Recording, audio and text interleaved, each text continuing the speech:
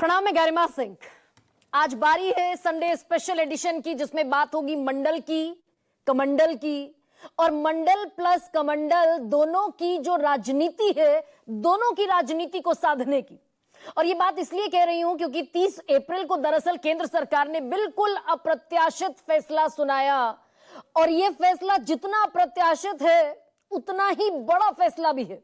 केंद्रीय मंत्री अश्विनी वैष्णव ने कहा सीसीपीए की मीटिंग के बाद कि इस बार की जो जनगणना होगी उसमें जातियां भी गिनी जाएंगी और ये देश में 95 साल बाद होगा। 1931 के बाद पहली बार और आजादी के बाद पहली बार ऐसा होगा कि जब एससी और एसटी के अलावा जो पिछड़ी जातियां हैं, यानी कि ओबीसी जो तबका है 52% का, वो भी गिना जाएगा।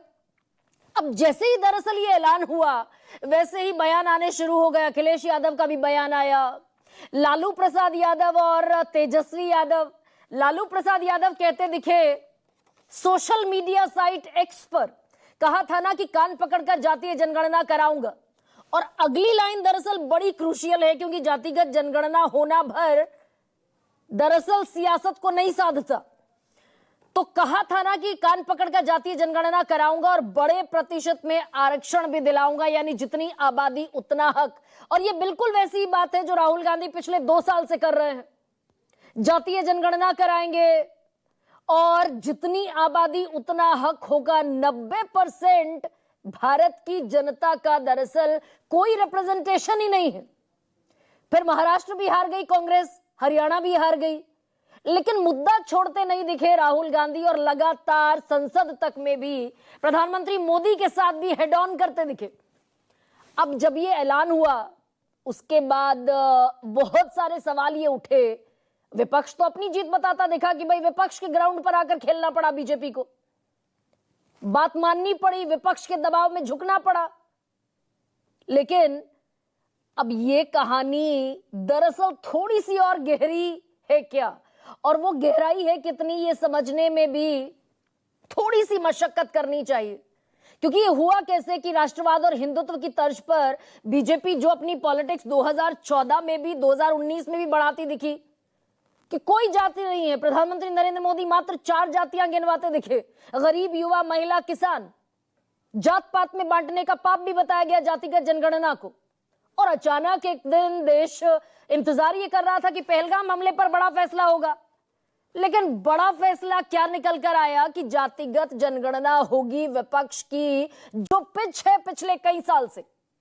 और यहां पर गहरी एक बात यह भी समझनी हो जाती है कि इसके ठीक एक दिन पहले 11 साल में पहली बार मोहन भागवत प्रधानमंत्री नरेंद्र मोदी से मिलने पहुंचे थे और बड़ी लंबी ये मीटिंग हुई। तो बहुत सारे पेच हैं यहां कि कर्पूरी ठाकुर की सरकार जो बिहार में थी 1978 में, क्योंकि कर्पूरी ठाकुर पहले व्यक्ति थे जिन्होंने रिजर्वेशन लागू किया बिहार में, आरक्षण 26%। नाम हालांकि वीपी सिंह का आता है, विश्वनाथ प्रताप सिंह का 1990 में, जिन्होंने केंद्र में लागू किया। लेकिन इसके भी पहले बिहार में 26% आरक्षण लागू कर दिया था कर्पूरी ठाकुर ने। इसके विरोध में जनसंघ ने समर्थन वापस ले लिया। फिर विश्वनाथ प्रताप सिंह ने जब 27% ओबीसी के लिए आरक्षण लागू किया, तब भी कुछ महीने बाद पहले तो कमंडल की यात्रा लेकर निकले लालकृष्ण आडवाणी, और फिर इसके कुछ दिन बाद जब अरेस्टिंग हो गई बिहार से, उनकी गिरफ्तार कर लिया गया, हिरासत में ले लिए गए लालकृष्ण आडवाणी रथ यात्रा के दौरान, तो जनसंघ ने फिर वीपी सिंह की सरकार से समर्थन वापस ले लिया। तो इस पिच पर, राष्ट्रवाद पर, हिंदुत्व पर पॉलिटिक्स करने वाली बीजेपी आखिर यहां पर कैसे बो डाउन होती दिखी, कैसे एक स्विफ्ट चेंज होता दिखा। अब दरअसल इसकी सच्चाई में कुछ आंकड़े आपके सामने रख देती हूं बड़ा संक्षेप में। 2024 में जिस आरक्षण को, जिस संविधान को विपक्ष ने मुद्दा बनाया, उसका नतीजा जो हुआ वो ये कि देश भर में वो पिछड़े जो 14 में भी 2019 में भी बीजेपी के साथ खड़े दिखे, वो 24 में दरअसल पल्ला भी छुड़ाते दिखे। इंडिया गठबंधन को 11% का फायदा हुआ ओबीसी में, हिंदू अपर ओबीसी में, और लोअर ओबीसी में फायदा हुआ 7% का। और ये सीधा सीधा नुकसान बीजेपी को उठाना पड़ा बिहार में भी। बिहार में इंडिया गठबंधन को 19 की तुलना में 9% कुर्मी कोयरी के वोट ज्यादा मिले, बाकी पिछड़ों का 1% ज्यादा मिला और दलितों के वोट 28% दुसाद, पासी, जाटव में ज्यादा मिले और बाकी दलितों के 38% वोट ज्यादा मिले। तो ये जो संविधान का नैरेटिव है, इसने इतना बड़ा डेंट पहुंचाया भारतीय जनता पार्टी को। लेकिन अब क्या यहां से बिहार का चुनाव जो बिल्कुल नियर बाय है, वहां ये फायदे की गुंजाइश देखी गई क्या कि भाई जिस बिहार में सबसे ज्यादा नुकसान हुआ वहां इसी पिच पर उतरना पड़ेगा अगर फायदे की दरकार है? तो क्या ये इकलौता कारण है? और क्या इसका फायदा, क्योंकि आपको याद होगा नीतीश कुमार ने जब जातिगत सर्वे कराया तब देश के गृह मंत्री अमित शाह ने बिहार के ही मुजफ्फरपुर में कहा था कि तो मुसलमान और यादवों की संख्या जानबूझकर बढ़ा दी गई, तुष्टीकरण की राजनीति है, ये तो अपीजमेंट पॉलिटिक्स है। अब दरअसल कुछ और भी बयान आपके सामने रखने बड़े जरूरी हो जाते हैं, क्योंकि जैसे विपक्ष ने नया नैरेटिव बनाना शुरू कर दिया कि लड़ाई यहां पर खत्म नहीं होती, प्राइवेट इंस्टीट्यूशन में भी आरक्षण दो, पहले जातिगत जनगणना करो, फिर प्राइवेट इंस्टीट्यूशन में आरक्षण दो, न्यायपालिका में आरक्षण दो, ठेकेदारी में आरक्षण दो, और जितनी आबादी उतना हक दो, यानी कि जो 52% है अगर वो ज्यादा निकलता दिखा पूरे देश में तो उसके हिसाब से आरक्षण मिलना चाहिए। और आरक्षण पर क्या ये पेंच फिर फंसेगा क्या, या फिर इस बार बीजेपी 52% 1931 के मुताबिक जो पिछड़ा है उसकी तादाद सवर्णों से कहीं ज्यादा है और इसी खेल को बीजेपी साधना चाहती है क्या? लेकिन कुछ बयान बड़े इंपॉर्टेंट हैं जो आने शुरू हो गए। चिराग पासवान कह रहे हैं कि ये डेटा सार्वजनिक नहीं होना चाहिए, सार्वजनिक हुआ तो विभाजन और नफरत की स्थिति पैदा होगी, और अगर सार्वजनिक हो गया ये डेटा तो राजनीतिक उद्देश्यों के लिए भी दुरुपयोग इसका किया जा सकता है, यानी कि बेजा इस्तेमाल हो सकता है पॉलिटिक्स में। ठीक यही बात एक और केंद्रीय मंत्री भूपेंद्र यादव कह रहे हैं कि जनगणना तो समाज को समझने के लिए होती है, विभाजित करने के लिए नहीं होती। किसी को भी देश को विभाजित करने के लिए इसका दुरुपयोग नहीं करने देंगे। और संबित पात्रा ओडिशा से सांसद हैं पहली बार के, वो कह रहे हैं कि कांग्रेस ने कुछ प्रस्ताव आज पारित किए हैं, जिस तरह से कांग्रेस पार्टी भ्रामक स्थिति उत्पन्न करने की कोशिश कर रही है। मैं ये साफ कर दूं कि जनगणना ध्रुवीकरण के लिए नहीं है बल्कि नीति परिवर्तन के लिए है। मुद्दा चुनावी नहीं बल्कि मुद्दा है नीति निर्धारण का। अब कौन इस पर सियासत कर रहा है और कौन नीति निर्धारण के लिए आगे कदम बढ़ा रहा है, तो बहुत ज्यादा अब क्या ये मामला पेचीदा होता हुआ आगे आने वाले वक्त में नजर आएगा। पहली बात तो भी यही नहीं पता कि जनगणना होगी कब, और जब भी होगी उसके आंकड़े कब तक कंपाइल होंगे, कब तक वो कंपाइल्ड रिपोर्ट टेबल पर होगी, सार्वजनिक होगी कि नहीं होगी। तो क्या ये पेंडोरा बॉक्स भी अब खुलता दिख रहा है। ऐसे में जो बयान बड़े इंपॉर्टेंट हैं सुनने, विभाजनकारी हो सकता है डेटा सार्वजनिक करना। मैं वो बयान आपको सुनाती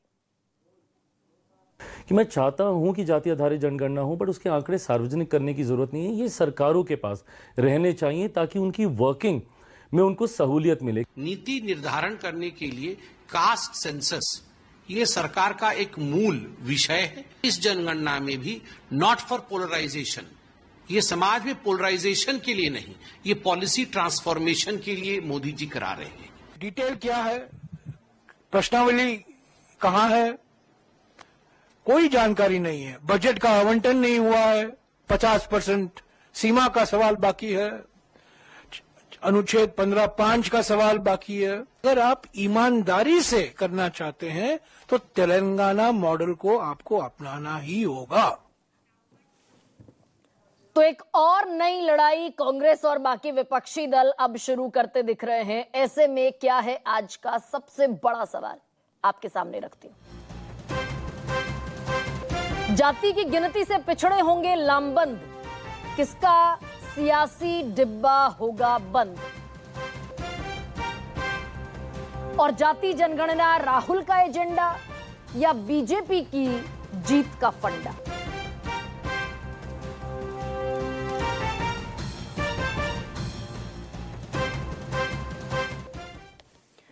और रविवार का दिन है तो आज दरअसल सियासी लोग नहीं है सबसे बड़ा सवाल के मंच पर। इस देश के जाने माने वरिष्ठ पत्रकारों की एक जमात मेरे साथ है, परिचय कराती हूं। मेरे साथ सतीश के सिंह हैं, इस देश के वरिष्ठ पत्रकारों में उनका नाम शुमार है। विजय त्रिवेदी हैं, संघ को, बीजेपी को बड़े लंबे अरसे से कवर करते रहे हैं। कई किताबें विजय त्रिवेदी ने लिखी। संघम चरणम गच्छामि एक किताब का नाम मुझे याद है, देश के वरिष्ठ पत्रकार हैं। राजकिशोर तिवारी मेरे साथ है, अक्सर घूमते हुए पाए जाते हैं, जमीनी हालात को दर्शकों तक पहुंचाते हुए। और दिल्ली में जो भविष्यवाणी की थी राजकिशोर तिवारी ने, वो हूबहू बिल्कुल सटीक भी होती दिखी। सज्जन मेरे साथ है, पॉलिटिकल एनालिस्ट के तौर पर। और इस देश के जाने माने एक और वरिष्ठ पत्रकार, सत्यहिंदी.com, उनका एक अपना प्लेटफॉर्म भी है, आशुतोष, वो भी मेरे साथ शिरकत कर रहे हैं। आशुतोष, आप ही से शुरू कर लूं कि ये सबसे बड़ा सवाल तो पूरे देश के जहन में और खासतौर से विपक्ष के भी जहन में ये होगा कि भाई 4 जातियां बताने वाली पार्टी, युवा, गरीब, महिला और किसान, ये अचानक जाति जनगणना पर कैसे शिफ्ट होती दिखी? ये ट्रांसफॉर्मेशन कैसा ट्रांसफॉर्मेशन है और इसका सबसे बड़ा कारण क्या हो सकता है? देखिए गरिमा जी, मैं थोड़ा और पहले आपको ले जाना चाहूंगा। 2 अक्टूबर 2023 को ग्वालियर में प्रधानमंत्री नरेंद्र मोदी जी थे और उस दिन बिहार के अंदर नीतीश कुमार ने कास्ट सर्वे की रिपोर्ट रिलीज की थी। प्रधानमंत्री जी की जो त्वरित टिप्पणी थी, दरअसल वही असली टिप्पणी थी। उसमें उन्होंने ये कहा था कि दरअसल ये एक पाप है और भारत को तोड़ने की एक साजिश है, खतरनाक है। उस दिन उनकी जो टिप्पणी थी, दरअसल उनके दिल से निकली टिप्पणी थी और उनकी विचारधारा का वो निचोड़ था। क्योंकि भारतीय जनता पार्टी, आरएसएस और हिंदुत्व अपने मूल में ये मानती है कि हिंदू, जो उनकी अपनी विचारधारा उसके हिसाब से, हजारों साल तक इसलिए गुलाम रहा क्योंकि हिंदू जातियों में बटा रहा, वो कभी एकजुट नहीं हो पाया। इसलिए जब जब जाति जनगणना की बात की गई है, तब तब आरएसएस की बड़ी तीखी प्रतिक्रिया उस पर हुई है और भारतीय जनता पार्टी की भी तीखी प्रतिक्रिया उस पर हुई। अब जो चीज पाप थी, अब उसके पुण्य भारतीय जनता पार्टी गिना रही, गिन गिन के पुण्य उसको गिना रही है। और बहुत सारे ऐसे पत्रकार आजकल मिल गए जो कहते हैं कि ये तो प्रधानमंत्री नरेंद्र मोदी का मास्टर स्ट्रोक है और इससे बड़ा मास्टर स्ट्रोक तो शायद आजादी के बाद कभी आया ही नहीं। इस तरीके की बातें भी कर रहे हैं। और ये वही पत्रकार थे जो कुछ समय पहले तक लगातार जाति जनगणना को और जाति को जी भर के गालियां दिया करते, तो कहते थे कि भारत के समाज के लिए कितना खतरनाक है। सवाल है कि आखिर भारतीय जनता पार्टी इसके लिए विवश क्यों हुई? हाँ, राजी कैसे हो गई? हाँ, उसका कारण बहुत सिंपल है। या तो भारतीय जनता पार्टी इस देश के अंदर 14 से 20% की राजनीति कर ले, या फिर 70% की राजनीति कर ले। जब आप अंकगणित लगाएंगे तो आपको पता चलेगा कि 70% जो है वो 14 से 20% पर बड़ा है। तो जो बहुमत, जो बहुसंख्यक समाज है, उसके अंदर जो अल्पसंख्यक समाज की राजनीति जो भारतीय जनता पार्टी अब तक कर रही थी, अब उसने तय किया है कि वो अल्पसंख्यक समाज को छोड़कर बहुसंख्यक समाज की राजनीति, अच्छा, यानी पिछड़े और दलितों की राजनीति करेगी। अगर उनकी राजनीति नहीं करेगी तो फिर भारतीय जनता पार्टी के लिए दिक्कतें आ सकती हैं। ये मूल कारण है। और आपको याद होगा कि इस पर बहुत लंबी चौड़ी मंत्रणा हुई। यहां तक कि पलक्कड़ में जब केरल में बैठक हुई तो उस वक्त भी भारतीय आरएसएस की तरफ से बड़ा नुआंस्ड स्टेटमेंट आया था कि जो जन कल्याणकारी है उसके लिए तो कास्ट सेंसस होना चाहिए, लेकिन राजनीति के लिए कास्ट सेंसस नहीं होता। अब इन दोनों में क्या फर्क है मुझे समझ में नहीं आता। मैं थोड़ा अनपढ़ आदमी इस मामले, इसलिए मैं इसको नहीं समझ पाता हूं। उसके बाद मोहन भागवत और नरेंद्र मोदी जी के प्रधानमंत्री के निवास पर मीटिंग हुई, जो पिछले 10 साल की पहली मीटिंग। वहां पर लोगों को लगा पहलगाम पे चर्चा, लेकिन चर्चा हुई थी जाति जनगणना के ऊपर। तो जो राजनीतिक कारण है वो ज्यादा जरूरी हो गया बीजेपी के लिए। और उनको लगा कि अगर हमने ये पिछड़ों और दलितों को अगर नाराज कर दिया तो हिंदू एकता का जो प्रोजेक्ट है वो अपने आप में कमजोर हो जाएगा और फिर उनके लिए दिक्कत होगी इलेक्टोरली भी, यानी चुनावी मैदान में भी उनके लिए दिक्कत पैदा होगी। तो सिर्फ ये अनाउंसमेंट, क्या बीजेपी ये मानकर चल रही है कि सिर्फ अनाउंसमेंट कर देना भर उसे इलेक्टोरल पॉलिटिक्स में विनिंग मोड में ले जाएगा कि भाई ऐलान कर दिया जातिगत जनगणना का, अभी ये पता नहीं कब होगी, डेडलाइन अभी है नहीं। अलावा इसके बहुत सारे और भी सवाल खड़े हैं कि जब जातिगत जनगणना हो जाएगी, ये भूपेंद्र यादव और चिराग पासवान जो कह रहे हैं कि आंकड़े सार्वजनिक करने की जरूरत नहीं है, वो तो विभाजनकारी है आंकड़े सार्वजनिक अगर हो गए तो ऐलान कर देना भर क्या इलेक्टोरल पॉलिटिक्स में फायदा पहुंचाता दिखा रहा है बीजेपी को? देखिए, विश्वनाथ प्रताप सिंह को भी ये मुगालता था कि जब वो मंडल कमीशन की रिपोर्ट लागू करेंगे तो समाज उनके पीछे खड़ा हो जाएगा, लेकिन उनकी राजनीति अंत में कहां पहुंची है सबको मालूम है। जो भारतीय जनता पार्टी, जो आरएसएस लगातार जाति जनगणना का विरोध करती रही और पाप जैसे शब्दों का इस्तेमाल करती रही, आज सिर्फ इसलिए सारा दलित और पिछड़ा वर्ग उनके साथ खड़ा हो जाएगा क्योंकि उन्होंने जाति जनगणना कराने के लिए तैयार हो गए। ये अपने आप में मिथ है। मैंने कहा कि भारतीय जनता पार्टी को और आरएसएस को यहां से यह तय करना पड़ेगा कि वो 14 से 20% की राजनीति करना चाहते हैं, 70% की राजनीति करना चाहते हैं। अगर 14 से 20% की राजनीति करना चाहते हैं तो फिर कुछ भी कर ले, उससे कोई फर्क नहीं पड़ने वाला। लेकिन अगर 70% की राजनीति करना चाहते हैं तो 14 से 20% की जो आबादी है उसको दरकिनार करना पड़ेगा और फिर टॉप से लेकर बॉटम तक उन्हीं लोगों को रिप्रेजेंटेशन देना पड़ेगा, उन्हीं को एम्पावर करना पड़ेगा, चाहे वो ब्यूरोक्रेसी के अंदर हो या फिर वो उनकी विचारधारा के अंदर हो। आज भी उनकी विचारधारा के अंदर अगर आप देख लीजिए आरएसएस के अंदर टॉप से बॉटम तक शायद ही कोई एक ऐसा आदमी होगा जो प्रमुख पद पर होगा जो इस समाज से आता होगा। तो कहने मात्र से खाली कंसीड कर देने से नहीं होने वाला है। नहीं तो आप ये कह रहे हैं कि ये मंडल की राजनीति ये ऊपरी तौर पर है, दिखाने के लिए है और इसमें कहीं दरअसल मजबूरी की राजनीति, हाँ मजबूरी की राजनीति, इसके अलावा कुछ नहीं है। मजबूरी की राजनीति। लेकिन क्या ये आगे भी लड़ाई राजनीति जाती है क्या राजकिशोर तिवारी? राजकिशोर जी, अब जिसे मास्टर स्ट्रोक आशुतोष भी कह रहे हैं कि भाई ये तो मास्टर स्ट्रोक बता दिया, जैसे ही ऐलान हुआ वैसे ही बीजेपी के नेता सब मास्टर स्ट्रोक बताने लगे। लेकिन ये मास्टर स्ट्रोक से आगे जो विपक्ष ने एक एडिशनल मास्टर स्ट्रोक खेला है, मैं तो इस तरह के शब्दों का हालांकि इस्तेमाल नहीं करूंगी। अब कल भी जो रेजोल्यूशन पास किया कांग्रेस पार्टी ने कि पहले तो 15/5 के तहत आरक्षण दो प्राइवेट इंस्टीट्यूशन में, जितनी आबादी उतना हक दो, ये आगे एक और मोर्चा खड़ा हो गया क्या? नहीं, देखिए मुझे लगता है कि भारतीय जनता पार्टी के लोगों के पास तो कोई विकल्प है नहीं इसको मास्टर स्ट्रोक कहने के अलावा, क्योंकि अब ये सरकार ने फैसला लिया है तो उसके साथ वो खड़े दिखाई पड़ेंगे। लेकिन ये सच बात है कि ज्यादातर लोग जो हैं भारतीय जनता पार्टी में जो इस फैसले के विरोध में थे और उनको लगता था कि जातिगत जनगणना नहीं होनी चाहिए थी, वो अपने आप को कहीं ना कहीं स्तब्ध महसूस कर रहे हैं। मुझे माफ कीजिएगा, थोड़ा गले में दिक्कत हो गई मेरे। नहीं, प्लीज बियर विद मी।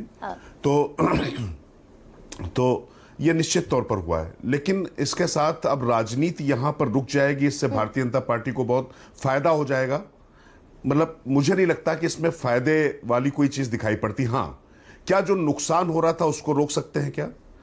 एक नैरेटिव जो विपक्ष बना रहा था खास तौर पर कि ये पिछड़ों के आरक्षण के खिलाफ, पिछड़ों के खिलाफ है, तो उन्होंने कहा कि ठीक है, इसकी जाति जनगणना शुरू कर देते हैं। तो बिहार के चुनाव के मद्देनजर इसको बहुत ज्यादा जोड़ा जा रहा है। लेकिन गरिमा जी, यहां पर यह ध्यान रखना पड़ेगा कि बिहार में जातिगत जनगणना नहीं, लेकिन जातिगत सर्वे हो चुका है। 2024 का जो चुनाव हुआ था वो लगभग उसी आधार पर हुआ था। तो वहां पर जो एक उत्तेजना समाज में होती है या जो एक उत्सुकता होती है या जिसको लेकर लामबंदी होती है, तो वो विषय अब उस तरीके से कम बिहार के चुनाव के मद्देनजर ही सिर्फ इसको अगर रखा जाए तो मुझे लगता है इसका इतना असर नहीं पड़ने वाला है। हाँ, ये वहां पर ज्यादा महत्वपूर्ण ये होगा कि नीतीश की स्थिति कैसी है और तेजस्वी की स्थिति कैसी है, उस पर नहीं जाते। चूंकि आपका सवाल है कि राजनीति अब आगे किस तरफ जाएगी, तो स्वाभाविक तौर पर भारतीय जनता पार्टी के पास मशीनरी है, भारतीय जनता पार्टी के पास सरकार शासन है, वो पीछे बैकफुट तो गए हैं, इसमें भी कोई दो राय नहीं है।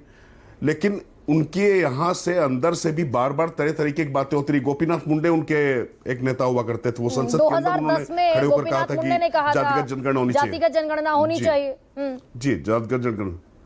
इसी तरीके से इससे पहले चाहे उमा भारती रही हूं, तो जो भारतीय जनता पार्टी के अंदर ओबीसी के नेता रहे। बाकी अभी आशुतोष जी एक 14 और 20 की जो बात कर रहे थे, उसमें मुझे बस ये लग रहा है कि मुझे लगता है कि भारतीय जनता पार्टी ने अपने संगठन में और सरकार में रहकर सोशल इंजीनियरिंग का जो फार्मूला दिखाया है, जो प्रदर्शित किया, ये वाकई जो विपक्ष को करना पड़ा, जातिगत जनगणना की तरफ लेकर जाना पड़ा, वो भारतीय जनता पार्टी की उस सोशल इंजीनियरिंग के खिलाफ जो लामबंदी थी, उस पर भारतीय जनता पार्टी को इस तरीके से वो बैकफुट पर लेकर आने में कामयाब रहे। मतलब आप ये कह रहे हैं कि ये कहा जाए कि सिर्फ 14-20 की राजनीति करके जनगणना का जो मामला विपक्ष ने उठाया उस पर बीजेपी बैकफुट पर आई है। बीजेपी तो कह रही थी हम मास्टर स्ट्रोक है हमारा, हम फ्रंट फुट पर खेल रहे हैं।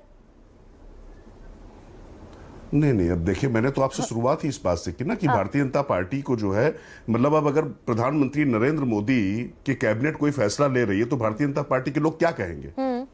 उनको ये कहना पड़ेगा, उनकी मजबूरी है। लेकिन वास्तव में क्या भारतीय जनता पार्टी के अंदर लोग इसको चाहते थे, मानते थे कि ऐसा होना चाहिए, ये बात जो आशुतोष जी ने कही कि प्रधानमंत्री नरेंद्र मोदी ने क्या कहा था कि क्या समाज में विभेदकारी तो नहीं है इस तरीके की चीजें, लेकिन इसको बहुत रिस्ट्रेन करने में, इसका विरोध करने में ऐसा एक भाव जा रहा था कि जैसे भारतीय जनता पार्टी को पूरी तरीके से पिछड़ों के खिलाफ खड़ा कर दिया जाए। जबकि वास्तविकता में अगर देखा जाए तो आज की तारीख में प्रधानमंत्री नरेंद्र मोदी खुद पिछड़े हैं, और पूरा अगर आप देखेंगे तो गैर यादव अगर पिछड़ा वोट है, अगर हिंदी बेल्ट में कहें और दूसरी जगह पर कहें, तो उसमें सबसे ज्यादा जो लोग हैं वो भारतीय जनता पार्टी के साथ दिखाई पड़ते हैं। नहीं, लेकिन तो इसी मेरा को ये इसी मानना में है डेंट कि पहुंचाना ये 2024 धीरे में धीरे उस राजकिशोर तरफ ना जी। जाएं। इसी वाले नैरेटिव में डेंट लगा 2024 में। बिहार से लेकर उत्तर प्रदेश तक तमाम जगहों पर अपर ओबीसी और लोअर ओबीसी दोनों के वोट कम हुए, और इंडिया गठबंधन को उसका कई गुना फायदा मिलता दिखा। 4% बीजेपी के वोट कम हुए हिंदू अपर ओबीसी से, और 11% इंडिया गठबंधन को फायदा हुआ।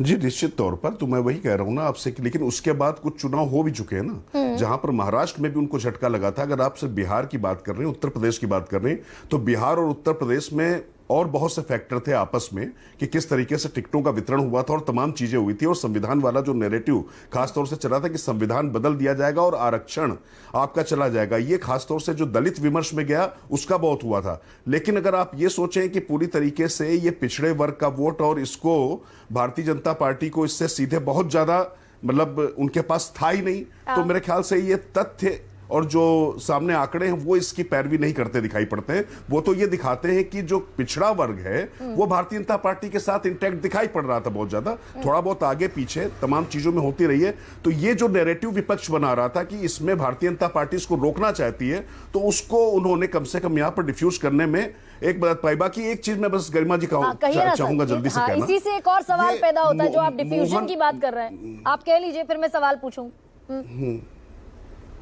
मैं कह रहा हूं कि मोहन भागवत और नरेंद्र मोदी के बीच में क्या बात हुई है मुझे नहीं मालूम, क्योंकि उसके पहले सिर्फ 10 मिनट तक वहां पर अमित शाह थे, अमित शाह भी उस मीटिंग में नहीं थे, तो मुझे नहीं मालूम अंदर क्या बात हुई। लेकिन जातिगत आरक्षण का फैसला मोहन भागवत से डिस्कशन के बाद लिया गया, या पहलगाम को लेकर कोई फैसला मोहन भागवत से डिस्कस करके लिया जाएगा, मुझे नहीं लगता कि ऐसे चीजें चलती हैं। जो भी थोड़ा सा राजनीति को, भाजपा को और संघ को थोड़ा समझते होंगे वो ये जानते हैं कि ये फैसले पहले से लेके, हाँ टाइमिंग इसकी क्या है, कब इसको करना है, ये अलग बात है। तो ये मान लेना कि बेसिकली वहां पर ज्यादा बड़ा सवाल था। केरल के पलक्कड़ में संघ का एक नोट मिला, भाई करा लीजिए, लेकिन पॉलिटिकल इस्तेमाल ना हो। यही बात आज और तमाम लोग भी कहते दिख रहे हैं। भूपेंद्र यादव ने कहा, चिराग पासवान ने कहा, संबित पात्रा ने कहा। विजय जी, ये क्या फायदा जो बीजेपी अपेक्षा करके चल रही है कि भाई हमने जातीय जनगणना को जो हरी झंडी दिखाई उसका फायदा बीजेपी ले पाए, लेकिन ये जो आगे और नैरेटिव विपक्ष ने खड़ा कर दिया, ये और ज्यादा बड़ा पेच उलझ गया क्या कि भाई अब 15-5 के तहत भी आरक्षण दो, ठेकेदारी में भी दो, न्यायपालिका में भी दो, आबादी के हिसाब से भी हक दो। यहां तो और ज्यादा गहरा गड्ढा है बीजेपी के लिए क्या? गरिमा जी शुक्रिया। एक तो ये सब जो कुछ है इसमें मुझे कुछ अप्रत्याशित नहीं लग रहा है। कुछ ऐसा नहीं है कि ऐसा नहीं होना था। जातिगत जनगणना के मायने क्या थे, जातीय जनगणना क्यों कराना चाहते थे? जो भी लोग कराना चाहते थे, विपक्ष में जो लोग बैठे हुए हैं या सरकार में जो लोग बैठे हुए हैं, वो किस लिए जातीय जनगणना कराना चाहते हैं? जातीय जनगणना का मतलब है कि जातियों की सामाजिक आर्थिक स्थिति पता पड़े, राजनीतिक स्थिति पता पड़े।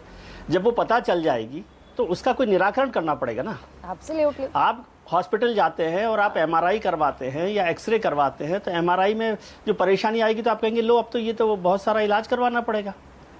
इलाज के लिए तो एमआरआई करवाते हैं। तो जातीय जनगणना तो समाज का एमआरआई है। अब जब एमआरआई में जो परेशानी आएगी, पता पड़ेगा कि निजी संस्थानों में नौकरियों में आरक्षण नहीं है, या लोगों की भागीदारी नहीं है, एजुकेशन में नहीं है, न्यायपालिका में नहीं है, या राजनीति में नहीं है, तो उसका इलाज करना पड़ेगा ना। यदि आप ऐसा समझ रहे हैं कि सब लोग केवल इस बात की मांग कर रहे थे कि जातीय जनगणना हो जाए, बस फिर खत्म करेंगे इस किताब को, डायरी बंद कर देंगे। मतलब आप ये कह रहे हैं कि बीजेपी एब्सोल्यूट ट्रांसफॉर्मेशन के मोड में है, और बीजेपी अब कमंडल को एब्सोल्यूट डिडक्ट करके सीधा मंडल की पॉलिटिक्स करना चाहती है। आप ये कह रहे हैं कि यहां पर भी एक क्लैरिटी है बीजेपी के जहन में कि आरक्षण भी देना पड़ा तो देंगे?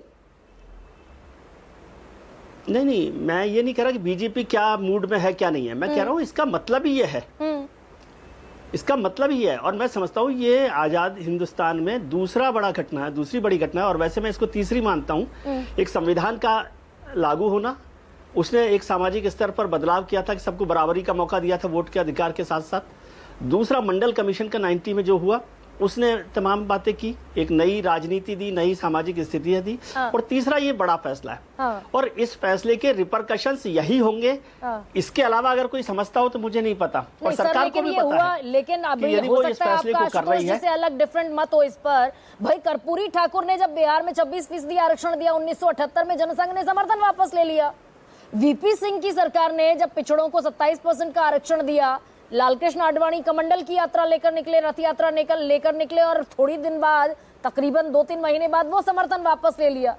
तो आरक्षण के नाम पर इतनी मुखालफत करने वाली पार्टी यहां आकर कैसे खड़ी हो गई कि भाई अगर देना पड़े जितनी आबादी उतना हक देंगे? ये वाजिब सवाल है आपका, और इसलिए मैं कह रहा हूं कि भारतीय जनता पार्टी, इससे क्या फायदा होगा इसलिए ये इसको नहीं लागू कर रही, मुझे नहीं लगता। इससे को लागू नहीं करने से कितना बड़ा नुकसान हो सकता था, इस आशंका को, इस संभावना को ध्यान में रखते हुए ये फैसला किया गया है। जिसका पहला ट्रेलर आपने 2024 के चुनाव में देखा, जिसका आपने जिक्र किया कि काफी सीटें कम हो गई, 60 सीटें कब कम हो गई, उसका नुकसान वहां पर हुआ। जो वोट था उसमें परसेंटेज में कमी आई, तो वो उस नुकसान को कैसे कम किया जा सकता है। और ये कहना कि वो 15%, 20% की राजनीति कर रही है, ऐसा नहीं है ना। 40% वोट पर बैठी हुई है भारतीय जनता पार्टी, और 30% वोट तो हमेशा ही उसके रहे हैं। आज भी उसके सबसे ज्यादा एमपी, एमएलए दलित हैं, पिछड़े हैं, ओबीसी हैं, सब लोग हैं। लेकिन उसको समझ में आ रहा है कि समाज में अब आप इस स्तर पर पहुंच गए हो कि इस जातीय जनगणना को रोकना उनके लिए मुश्किल हो सकता है और नुकसान वाला भी हो सकता है। यानी वो जो नैरेटिव एक लगातार चलाने की कोशिश हुई कि भाई हमारे तो मन से किया गया है, नहीं किया गया, ये मुझे नहीं मालूम। सर, ये जो बड़े लंबे वक्त तक जिस नैरेटिव को चलाने की कोशिश हुई, भाई हमारे तो प्रधानमंत्री भी पिछड़ी जाति से आते हैं, इतने पिछड़े मुख्यमंत्री हैं हमारे, इतने पिछड़े एमएलए हैं, इतने एमएलसी हैं, उस नैरेटिव ने यानी कि बीजेपी की नजर में काम करना बंद कर दिया। हाँ, वही मैं कह रहा हूँ ना कि वो नैरेटिव चला ही रहे थे, और इसलिए इस बात का भी मैं कोई मायने नहीं समझता कि आज कुछ लोग कह रहे हैं आपके यहाँ पर कि मतलब जो पार्टी के लीडर्स जो जिनके बयान आपने सुनाए कि इसको नीति में काम में लेंगे, राजनीति में काम में नहीं लेंगे, और इसको गोपनीय क्या होता है, क्यों गोपनीय रखना है, किस चीज को गोपनीय रखना है। और जो संघ ने भी कहा था कि राजनीति में इस्तेमाल नहीं किया जाए, राजनीति कोई नुकसान की चीज है, राजनीति में क्या इस्तेमाल। जब आप कहते हो कि प्रधानमंत्री ओबीसी है, 80 एमपी हमारे ओबीसी और दलित हैं, और मुख्यमंत्री इतने सारे ओबीसी हैं, तो वो राजनीति में इस्तेमाल नहीं है क्या? नहीं तो फिर इन बयानों का राजनीति बयानों को डिकोड कीजिए ना विजय जी। नीतियों में उसका इस्तेमाल। भाई ये जो बयान है, भूपेंद्र यादव केंद्रीय मंत्री हैं, चिराग पासवान केंद्रीय मंत्री हैं। अब वो हुआ ये है ना मैडम कि एक बार में आपने पूरा यू टर्न ले लिया, बहुत जल्दी से गाड़ी चल रही थी बहुत तेज, अब वो यू टर्न ले लिया है माफ कीजिए, जातीय जनगणना पर, तो वो गाड़ी को ब्रेक लगाने में टाइम लगता है ना। आप देखते हैं गाड़ी एकदम यू टर्न लेती है तो थोड़े झटके लगते हैं ना। अब उसको स्वीकार करना पड़ेगा, और इसमें कोई मुझे नहीं लगता संभावना बची है। ये जब जातीय जनगणना यदि होती है, और वो होगी, मुझे इसमें भी कोई अब आशंका संभावना कोई नहीं लग रही कि नहीं होगी। जातीय जनगणना होगी तो ये उसकी शुरुआत होगी जिन सवालों को आप कर रहे हैं, और दरअसल उन सवालों के लिए ही यह है। इसको आप एमआरआई ही समझिए। एमआरआई इसलिए कराते हैं कि आपको इलाज कराना, यदि आपको इलाज नहीं करवाना तो एमआरआई भी मत करवाइए। नहीं, ये भी तो हो सकता है राजनीति में बहुत सारे गोपनीय नहीं, लेकिन विजय जी, क्या सतीश जी, ये भी मुमकिन है, विजय त्रिवेदी ये कह रहे हैं कि ऑब्वियस है अगर ऐलान हो गया जातिगत जनगणना का तो उसका अगला जो बिल्कुल ऑब्वियस स्टेप है वो आरक्षण है। लेकिन ये भी हो सकता है क्या कि जैसे मंडल कमीशन की सिफारिशें आई 80 में, लागू हुई 90 में, 10 साल लटक गया, तो ये भी हो सकता है कि इस नैरेटिव को थोड़ा और लटकाया जाए, आरक्षण वाली मांग को। जातीय जनगणना होगी, फिर कंपाइलेशन होगा, फिर डेटा आएगा, फिर राजनीति होगी, सार्वजनिक करें ना करें, अभी लंबा वक्त है क्या?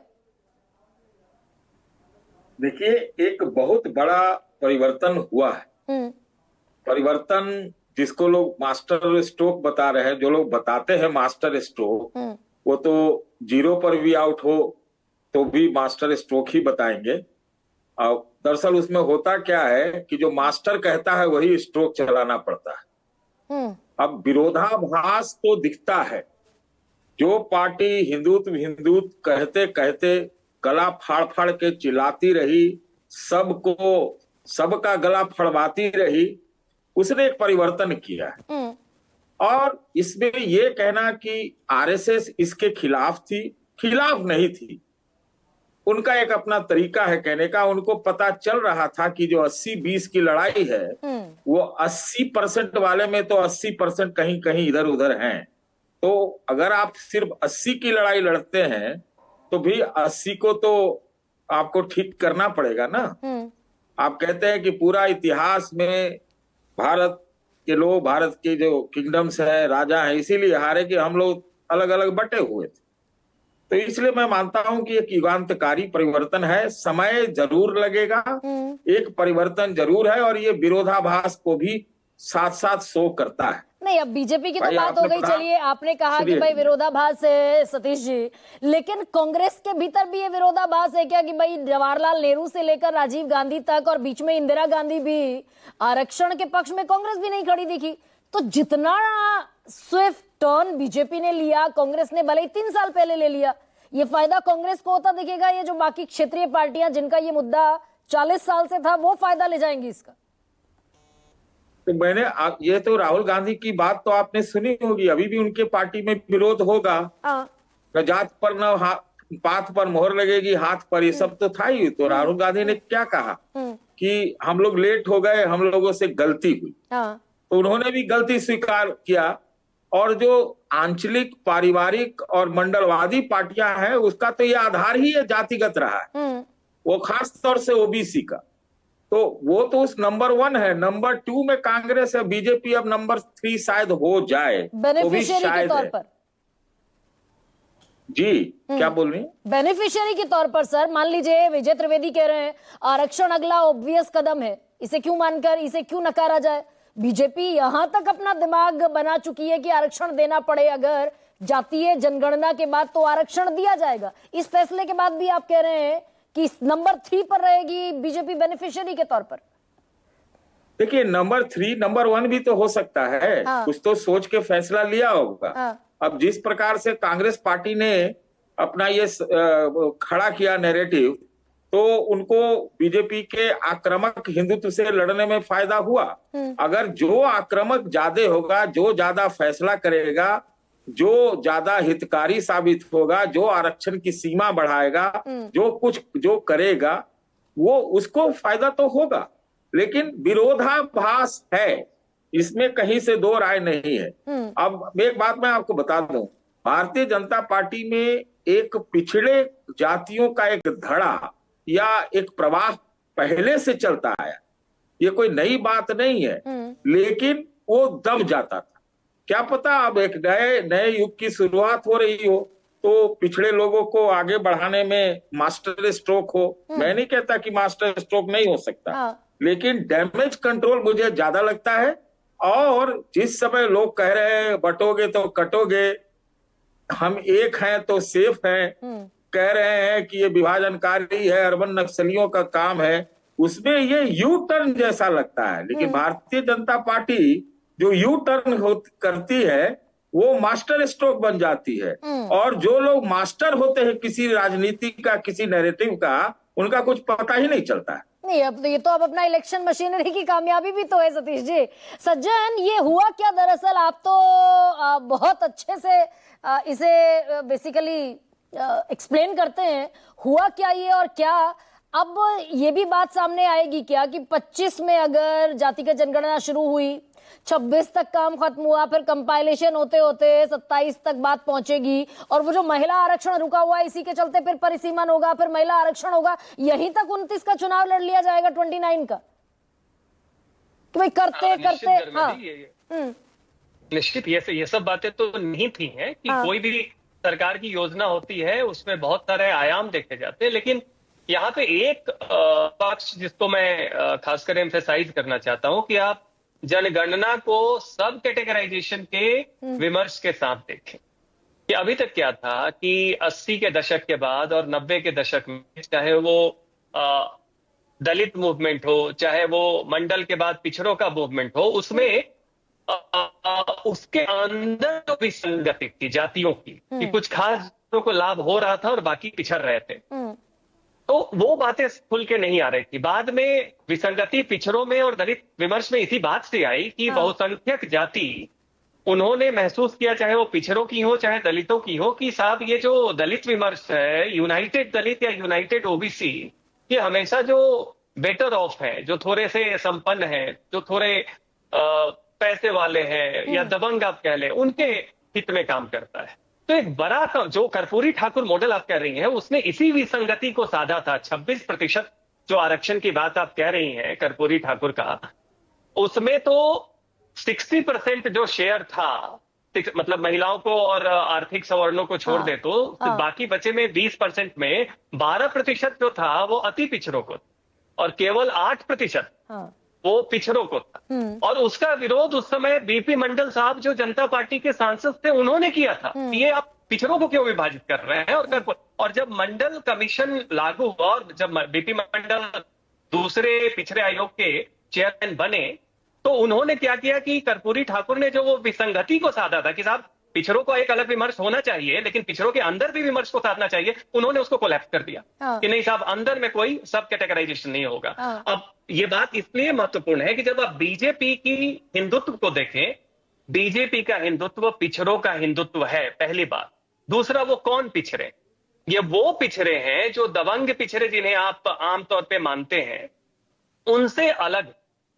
अब इस कारण से जब उनकी बात अभी डिमांड आ रही है, लोकसभा चुनाव के बाद आपने हरियाणा देखा, आपने महाराष्ट्र देखा, दलितों में सब कैटेगराइजेशन की डिबेट आई है, महाराष्ट्र में महार वर्सेस मातंग की डिबेट आई है, विधानसभा चुनाव में वो वोटिंग में भी दिखा, पिछड़ों में रोहिणी कमीशन पहले से है, सब कुछ आ रहा है। नहीं तो अगर ये जिस मंशा की आप बात कर रहे हैं सज्जन, कि भाई ये सब कैटेगराइजेशन तक जाएगा मामला, कि जो दबंग पिछड़े हैं वो अलग होंगे और जो पिछड़े हुए पिछड़े हैं वो अलग होंगे, अगर ये मंशा होती तो रोहिणी कमीशन की रिपोर्ट तो 2 साल से रखी है टेबल पर, जुलाई 2023 में राष्ट्रपति के पास पहुंच गई थी, जिसमें 25% पिछड़े 97% आरक्षण खा जाते हैं।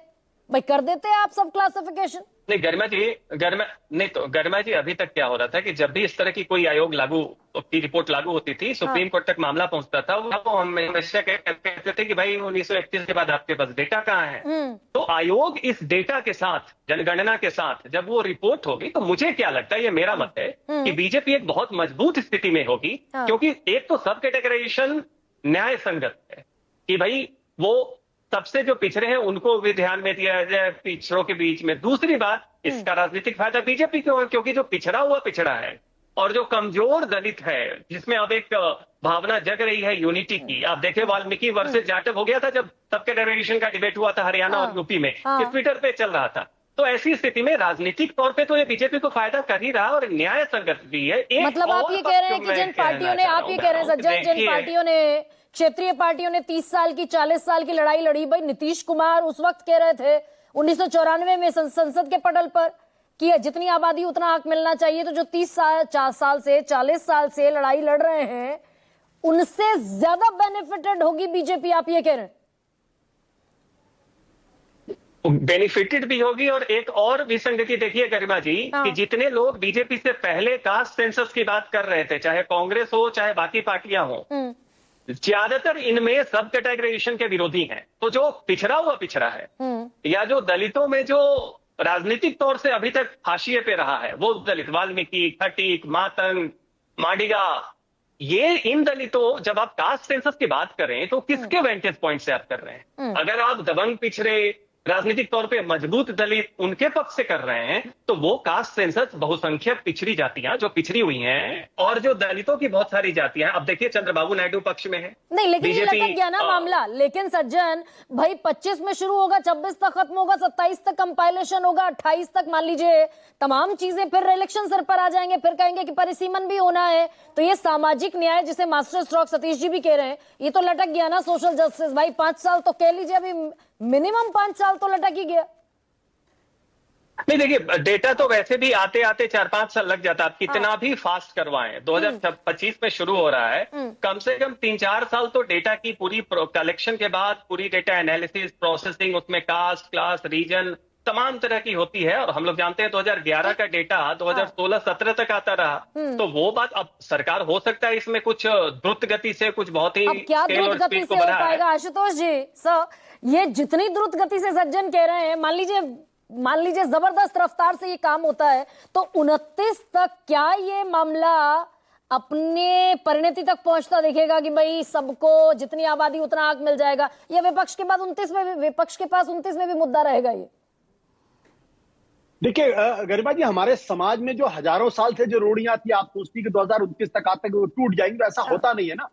पूना पैक्ट 1932 में हुआ था, आरक्षण की बात 1932 में आई, लेकिन उसको आज की परिणति तक पहुंचने में तकरीबन 100 साल लग गए, या 100 साल से 90 साल तो लग ही गए ना उसको।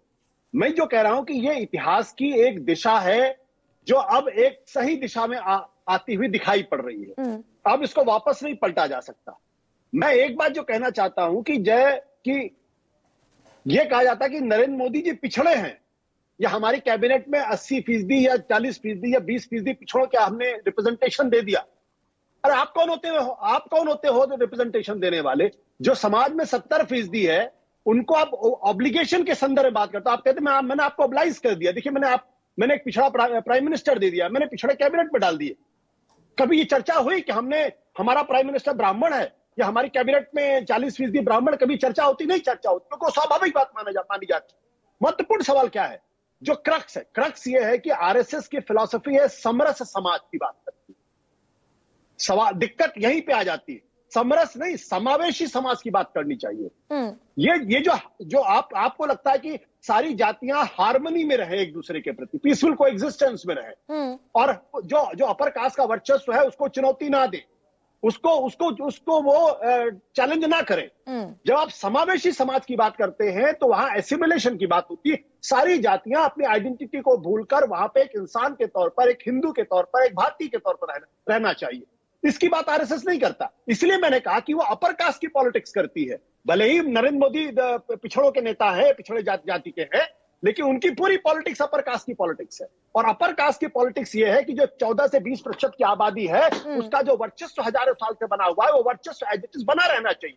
विपक्ष जो है, सर एक सेकेंड आपको छोटा सा इंटरवीन कर रही हूं।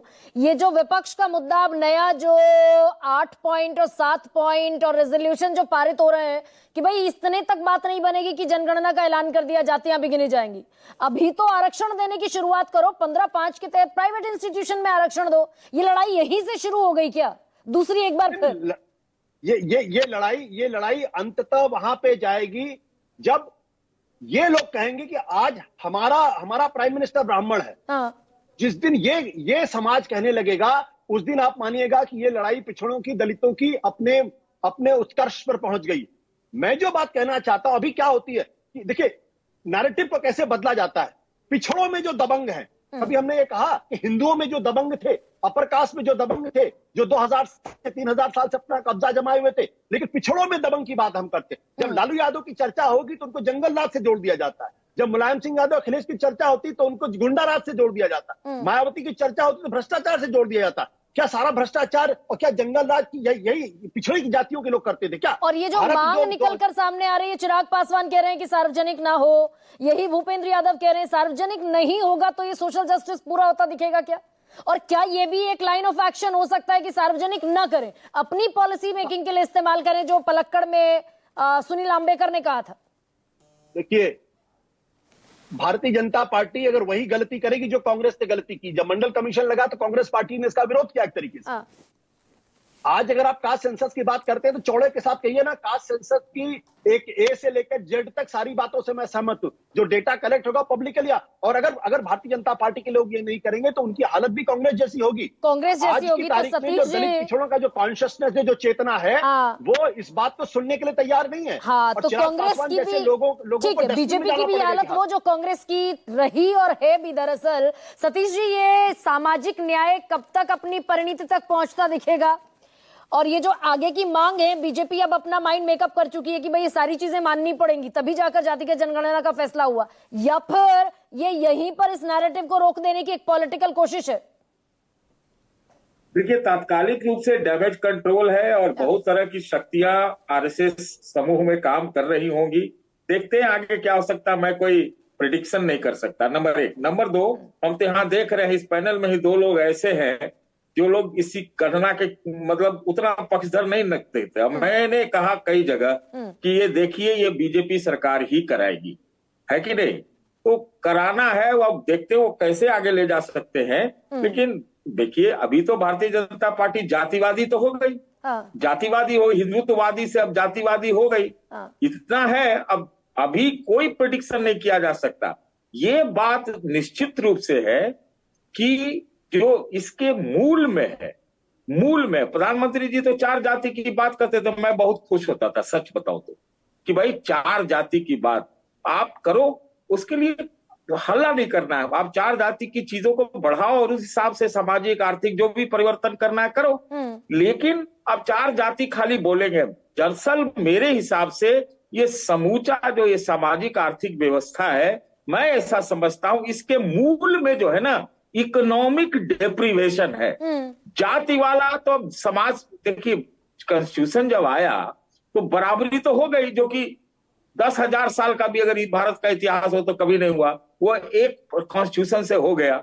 लेकिन बात है कि अमल में नहीं आया। तो अमल में क्या होता है कि आप जो जाति की बात करोगे तो उससे कोई बहुत फर्क नहीं पड़ जाएगा कि आप गिनती करा लो, आपको उसके हिसाब से जो मुख्य इकोनॉमिक है, चाहे सारी चीजें हैं, बहुत सारी चीजें उतना मैं समझता भी नहीं, वो करना पड़ेगी। लेकिन फिर छूटे जातिवादी करने से तो भी काम नहीं चलेगा। नहीं, विपक्ष जो अब ये नया, बाकी एक पार्टियों का सेकंड हाल सतीश जी, वो ठीक है, लेकिन जातिवादी वाले हैं भाई विपक्ष अब अपनी अलग मांगों के साथ सामने आ गया, तो क्या बीजेपी माइंड मेकअप कर चुकी है या अभी उसमें वक्त लगेगा? कि जितनी मांग विपक्ष कर रहा है 15(5) के तहत, अनुच्छेद 15(5) के तहत वो मांग रहा है कि प्राइवेटाइजेशन, प्राइवेट सेक्टर में भी आरक्षण हो, इतना तक माइंड मेकअप कर चुकी है क्या बीजेपी, या उसमें अभी वक्त है?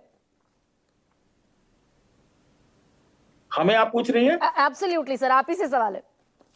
देखिए हमें नहीं पता, हमें नहीं पता। देखिए अगर हमको तो लगता है अगर ये सब करना है तो सबसे पहले तो जो 2047 वाला जो विकसित भारत का जो है उसका गोलपोस्ट थोड़ा आगे बढ़ाना पड़ेगा। आमूलचूल परिवर्तन होना चाहिए हमारे सामाजिक आर्थिक ढांचे में। ये इसका कोई भी पक्षधर होगा, ठीक है, कुछ लोग वेस्टेड इंटरेस्ट नहीं होगा। लेकिन बीजेपी का रोड मैप क्या है और जिस प्रकार की आप मांगे देखिएगा ना, अभी मांग ऐसी मांगे हो जाएगी कि इतनी ज्यादा हो जाएगी कि क्योंकि जो नैरेटिव जो सोशल जस्टिस का ये नया वाला विपक्ष वाले ला रहे हैं, अब उनको भी तो बीजेपी के बरक्स अपना जो है मांग, डिमांड, फलाना ठिकाना सब बढ़ाना पड़ेगा। पता नहीं क्या होगा, मैं बहुत कंफ्यूज हूँ भाई। ठीक है सज्जन, बहुत छोटा सा कंक्लूडिंग रिमार्क इस पर दीजिए। पेंडोरा बॉक्स खुल गया, ये सोशल जस्टिस की तरफ बढ़ता हुआ दिखेगा, या फिर ये राजनीति का एक पेंडोरा बॉक्स खोल दिया कि भाई उलझते रहिए अब? ठीक है, पेंडोरा बॉक्स तो खुला ही है गर्मा जी। अब दोनों तरफ से जो बार है उसको अप किया जाएगा। अब विपक्ष वाले निश्चित तौर पे कहेंगे कि अब प्राइवेट सेक्टर में आप रिजर्वेशन दे, सरकारी सेक्टर में जितनी आबादी है उसके हिसाब से बढ़ाएं। तो इस तरह की डिमांड तो ये पेंडोरा बॉक्स तो हो रहा है। तो किसी भी पॉलिसी में पॉलिटिकल एस्पेक्ट तो आता ही आता है। लेकिन एक बात मैं बिल्कुल स्पष्ट कर दूं कि देखिए, जल्दी से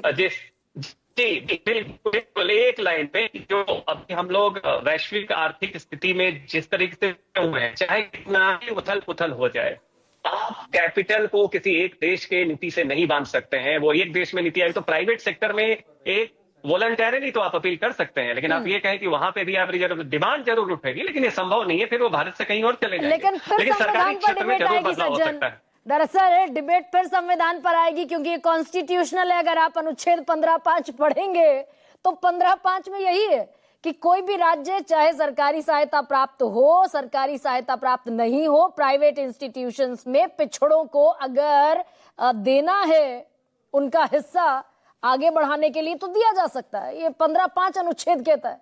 तो फिर एक और नई डिबेट शुरू होगी। पर खैर कुल मिलाकर ये पेंडोरा बॉक्स अभी खुला है, विपक्ष अपनी नई मांगों के साथ सामने आ गया। बेनिफिशियरी कौन होगा? आने वाले कुछ चुनाव इसको बताते दिखेंगे।